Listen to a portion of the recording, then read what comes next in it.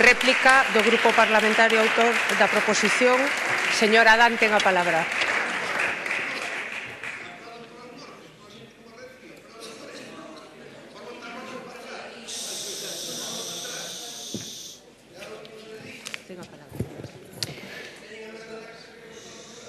Señor Beiras, que eu saiba non lle din a palabra. Ten a palabra a señora Adán.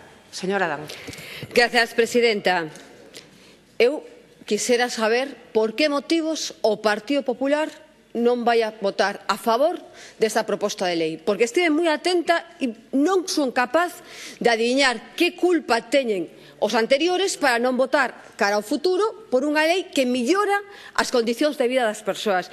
Mire, o problema da pobreza enerxética non é un mal, é consecuencia dunhas determinadas políticas onde os maiores actores en poñelas en pé son vostedes. Son vostedes dende a lei de 1997 que liberaliza un mercado que como consecuencia ten unha subida do 70% do recibo da luz e un empobrecemento das persoas a través das súas medidas de reformas laborais.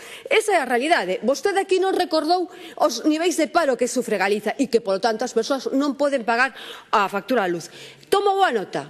Cando volvamos a debatir sobre a tarifa eléctrica galega, entendo que van a votar a favor, porque, claro, aducir aquí que o PNV chega a un acordo para conseguir unha tarifa vasca, claro, eso, consecuentemente, entendo que vostedes están a favor tamén dunha tarifa eléctrica galega.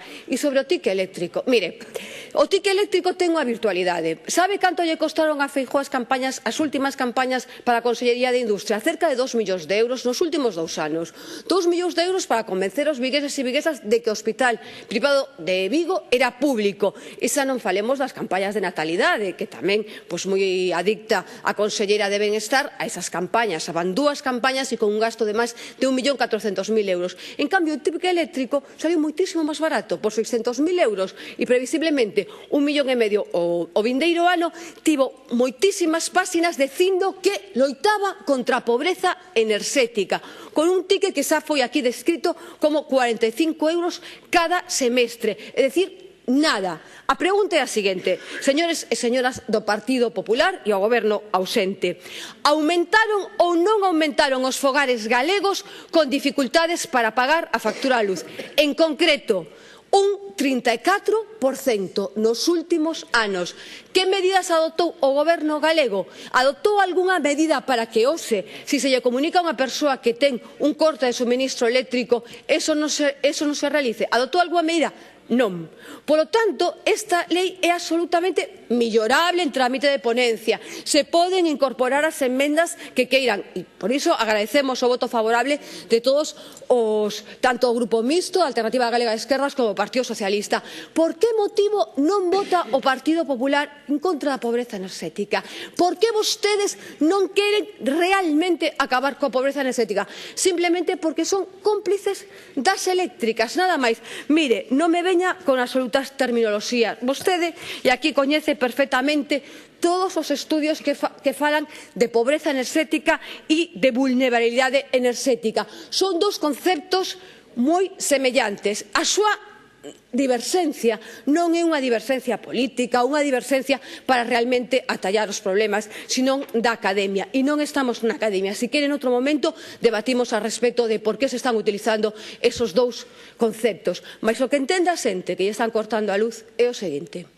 O tique social, que eu sigo mantendo que foi publicidade gratuita do señor Feijóo diante de todo un tempo de preguntas sobre que se vai a facer para erradicar a pobreza enerxética, serviu para algo en Galiza? Contestación, non. Polo tanto, vostedes van a adoptar algunha medida real para acabar cos cortes de suministro de electricidade? Vostedes van a tomar algunha medida real? Pois, se van a tomar algunha medida real, comecen por votar a favor desta lei. En Galiza somos ricos na produción de electricidade e en Galiza hoxe hai máis de 400.000 persoas, 455.000 persoas, segundo os últimos datos, que non poden facer fronte ás súas facturas.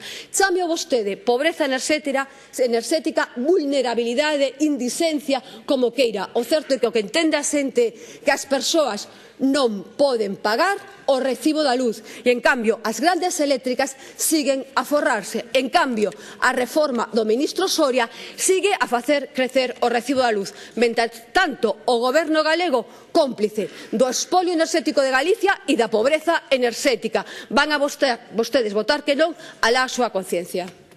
Moitas grazas, señora Adán.